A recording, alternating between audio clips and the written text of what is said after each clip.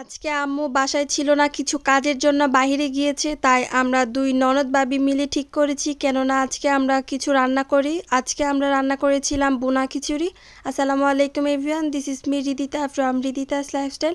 আশা করছি আপনারা সবাই ভালো আছেন। Welcome back to my another video.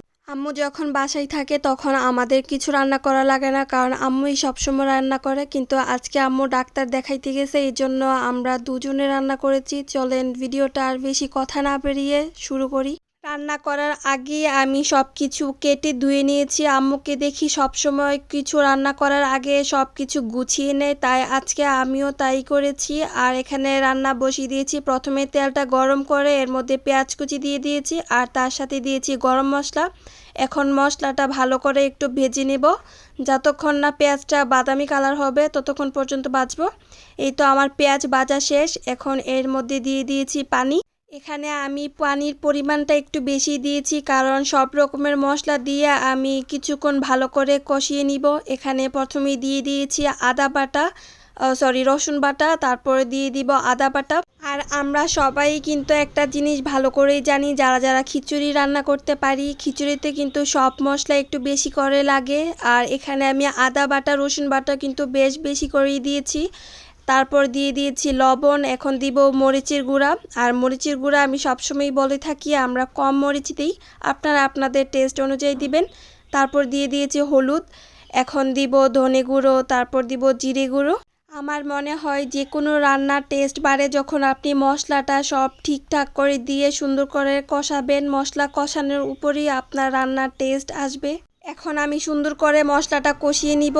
এই তো আমার মশলা কষানো শেষ। এখন আমি সব হাড় দিয়ে দিব। এখানে মাংস কমই ছিল, কারণ আম্মু যেহেতু বাসায় ছিল না, আমরা যা সামনে পেয়েছি তাই নিয়েছি। আর আগের দিনের দেশি মুরগির থেকে কিছু পা, তারপর হাত বাকি ছিল, এগুলো আমরা এখানে দিয়ে দিয়েছি। এখন অনেকেই ভাবতে পারেন এটা আবার কেমন রান্না, গরুর মাংসের সাথে আবার এটা দিয়েছে। আমরা যেহেতু আগে থেকে কোনো প্ল্যান ছিল না, আম্মুও বাসায় নেই, সব কিছু ফ্রিজের থেকে মাংস নামিয়ে তারপর গলানো লেট হয়ে যাবে, এই জন্য যা চোখের সামনে পাইছি তাই দিয়ে দিয়েছি। এসব কথা বাদ, এখন শুধু খাইতে হবে। যদি খাবার ভালো হয় এটা কোনো ম্যাটার না যে কি দিয়েছি বা কি দেই নেই। এই তো আমি অল্প পরিমাণে পানি দিয়েছি এখানে, যেহেতু এটা গরুর হাড়, একটু সিদ্ধ হতে কিন্তু বেশ সময় লাগবে। আর আজকে কেন জানি চুলায় এত বেশি ধোঁয়া ছিল, খালি চোখ জ্বলতেছিল। রান্না বসিয়েও দিয়েছি, কিছু করারও ছিল না।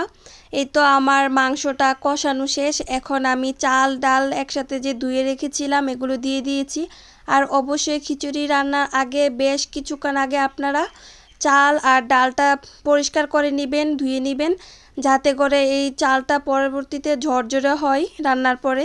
আর খিচুড়ি রান্না করার জন্য আমি আগে থেকে পানি গরম করে রেখেছিলাম, এই গরম পানিটা এখন দিয়ে দিয়েছি। আর আমি কিন্তু সব সময় খিচুড়ি রান্নার জন্য বলি, বিরিয়ানি রান্নার জন্যই বলি, যা কিছুই রান্না করি না কেন যেগুলোতে পানি দেওয়া লাগে আমি পানিটা সব সময় মেপে দিই গ্লাস দিয়ে। যেমন 1 গ্লাস চালের জন্য আমি 1 গ্লাস না 2 গ্লাস পানি ইউজ করি।